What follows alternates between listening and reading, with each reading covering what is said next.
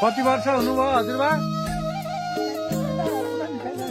ए हजुर हजुर। नाम चाहिँ के अरे हजुरबाको? ए अनि धेरै वर्ष लगभग 98-99 वर्षको हुनुभयो। झन्डै झन्डै 100 वर्ष पहिलाका कुरा हजुरलाई थाहा हुन्छ होइन? अब बाल्यकालका कुरा, अहिलेका कुरा, हिजोका कुरा के छन् भन्नु न, हामीलाई सुनाउनु अनुभव।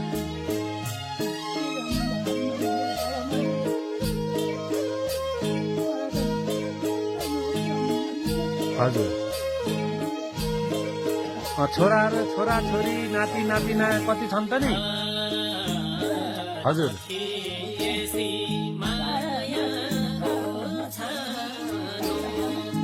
हजुर छोरा दुईटा, नाति नातिना कता छन्? होइन पहिला जमाना चाहिँ नुन लिन जानुभयो होला बटौली?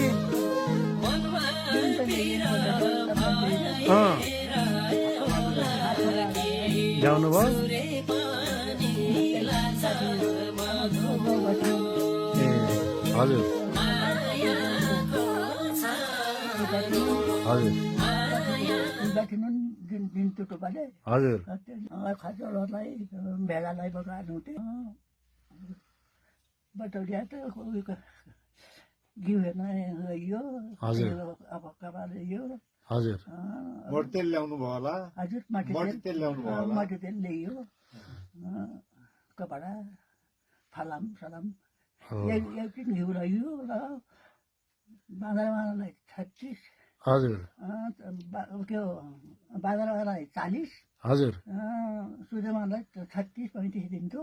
हजुर त्यसले कपडा तेल फलाम बर्खाको उसलाई चाहिने सामान ल्याएर आइन्थ्यो। हजुर बालिसेरमा त्यति भन्दा 1-2 रुपियाँ घर लिन्थ्यो। हजुर मैले जान्ने।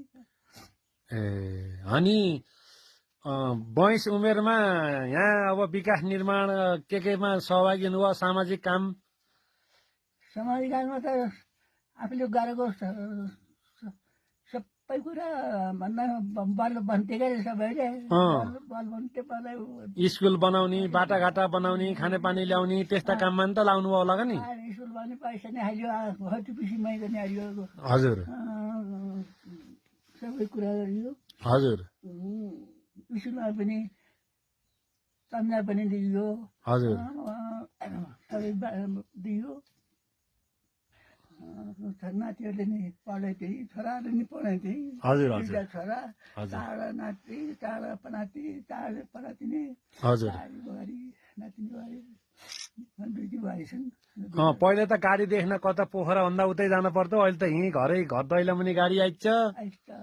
गाडी हेर्नुमा बाटोमा खसेली गरेर देखेर आउँथ्यो। हो त नि अहिले बिजुली जस्तै उहिले पहिला टुकी बाल्नु त होला, दियालो बाल्नु त होला हजुरबा?